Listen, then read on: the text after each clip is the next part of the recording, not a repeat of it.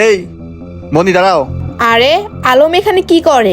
মনি, তোমাকে আমি কতবার কল দিলাম, তুমি কলটা ধরলা না, আর তুমি কিনা আমার নাম্বারটা ব্ল্যাকলিস্ট করলা। ওর সমস্যা কি? ও আমাকে ডিস্টার্ব কেন করতেছে?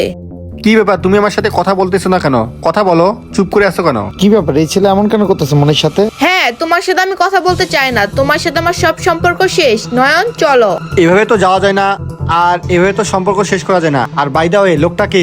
ব্রো, আমার নাম নন আর আমি মনির বয়ফ্রেন্ড। ও আপনি সেই বয়ফ্রেন্ড যার জন্য আমাকে ছেড়ে আপনার সাথে সময় কাটাচ্ছে? এখন আবার নয়নকে কেন প্রশ্ন করতেছে?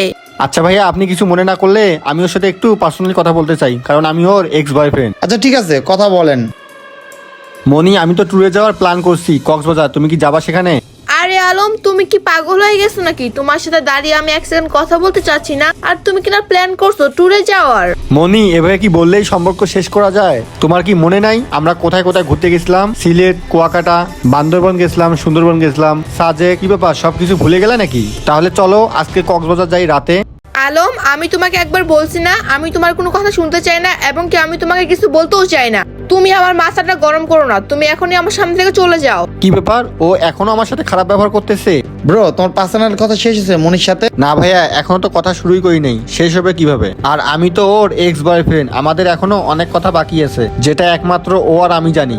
আমি ওকে ভালোবাসি আর ও আমাকে ভালোবাসে। হয়তোবা ও আমাকে জ্বালানোর জন্য আপনার সাথে ঘুরতেছে। দেখ ভাই, ও আমার সাথে কেন ঘুরতেছে, তোকে জ্বালানোর জন্য নাকি এটা আমি জানি না, কিন্তু এটা আমি বুঝছি ও তোর সাথে রিলেশন রাখবে না। তুই ওর সামনে এখনই চলে যা, এটা তোর জন্য ভালো হবে। আচ্ছা, তুই কি মনে করছিস আমি চলে গেলে ও সারা জীবনের জন্য তোর হয়ে যাবে? ওটা তোর ভুল ধারণা। ও আমারই আছে, সারা জীবন আমারই থাকবে। আর তুই কি জানিস আমাদের সম্পর্কটা কতটা গভীরে গেছে? দেখ ভাই, তোর সাথে ওর সম্পর্কটা কতটা গভীরে গেছে এটা আমার জানা দরকার নেই, কিন্তু আমি এটা বুঝতে পারতেছি তুই এখন ওকে ডিস্টার্ব করতেছিস। যদি আরেকবার তুই ডিস্টার্ব করিস তাহলে কিন্তু তোর খবর খারাপ হতে পারে। ভাইয়া, আপনি হয়তো এখনো বুঝেন নাই আমি ওর কে, আর আমাদের মাঝে এমন এমন কিছু হয়েছে যেটা আপনি এখনো জানেন না। এই ছেলেটা আসলে অনেক বেয়াদব।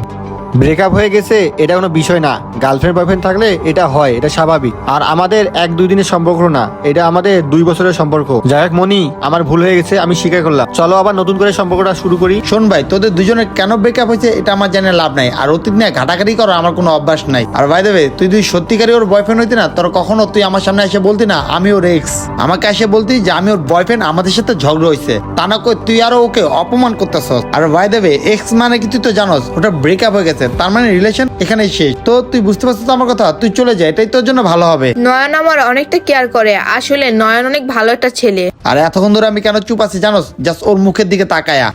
আরেকবার যদি তুই এখানে দাঁড়ায় ওকে ডিস্টার্ব করিস না, তাহলে আমি আর ভাববো না যে ও আমার পাশে আছে। বুঝতে পারছিস তুই? ঠিক আছে, আমি চলে যাচ্ছি, আর আমি দেখতে চাই তোমাদের রিলেশনটা কতদিন টেকে। গুড বাই মনি। বিয়াদব ছেলে একটা কোথাকার। মনি, তুমি ঠিক আছো তো? হ্যাঁ আমি ঠিক আছি, তুমি তো রাগ করো নাই ওর কথাগুলো শুনে? আরে মনি, আমি কেন রাগ করবো? আর ভাই দেবে, তুমি যদি ওই ছেলের সাথে থাকতে না, তাহলে কখনো আমার সাথে রিলেশনে জড়াতা না। একটা মেয়ে কখনো তার প্রেজেন্ট বয়ফ্রেন্ড থাকলে আরেকটা বয়ফ্রেন্ডের সাথে রিলেশনে জড়ায় না। আর ভালোবাসার সম্পর্কটা মন থেকে হয়, বয়ফ্রেন্ড যতই খারাপ থাক না কেন। মেয়েরা সবসময় চিন্তা করো আমার বয়ফ্রেন্ড ঠিক হবে, ঠিক হবে, ঠিক হবে। আরো ঠিক হয় না দেখি তো তুমি আমার সাথে রিলেশনে জড়াইছো, তাই না? মনি, তুমি আমাকে এটা কথা দাও, আমি যদি কখনো অন্যায় করি না, তুমি আমাকে কখনো ছেড়ে যাবা না, আমাকে বোঝানোর চেষ্টা করবা, এবং কি আমার অন্যায়টা সরাসরি আমাকেই বলবা। আচ্ছা ঠিক আছে। আমাকে বোঝার জন্য তোমাকে অনেক ধন্যবাদ। বাই দ্য ওয়ে, আমি কিন্তু ওইভাবে তোমাকে ভালো করে জানি না, কিন্তু এতটুকু বুঝতে পারছি তুমি আমাকে অনেকটা বেশি ভালোবাসো। কারণ আমি দেখলাম যখন আলম আসছিল তুমি আমার হাতটা ছাড়ো নাই। আর বাই দ্য ওয়ে, আলমের জন্য যদি তোমার মনে কিছু থাকতো না, তাহলে তুমি আমাকে এই ফেসবুক মেসেঞ্জার যুগে কখনো লাভ লেটার দিতা না। তুমি আমাকে এইভাবে প্রপোজ করছো যেন আগেরকার মেয়েরা তার বয়ফ্রেন্ডকে যেভাবে প্রপোজ করতো, কার্ড দিয়ে। এবং কি আমার বন্ধু বান্ধবের কাছে খবর নিত না আমার কি পছন্দ কি পছন্দ না।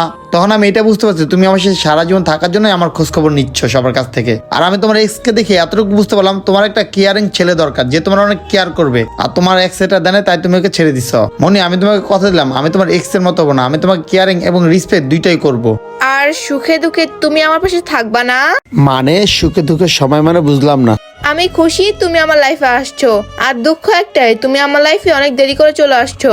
এটা কোনো ব্যাপার না, আমি তো তোমার লাইফে এন্ট্রি নিছি, তাই না? এখন আর তোমাকে দুঃখ করতে হবে না, চলো আমার সাথে। আচ্ছা ঠিক আছে চলো। বন্ধুরা, যাকে ভালোবাসবেন তাকে মন থেকে ভালোবাসবেন, তাকে কষ্ট দেওয়ার জন্য না। আর আমাদের এই ভিডিওটা আপনাদের কাছে একটু ভালো লেগে থাকলে অবশ্যই টাইমলাইনে পাঠিয়ে দেবেন। ধন্যবাদ সবাইকে ভিডিও দেখার জন্য।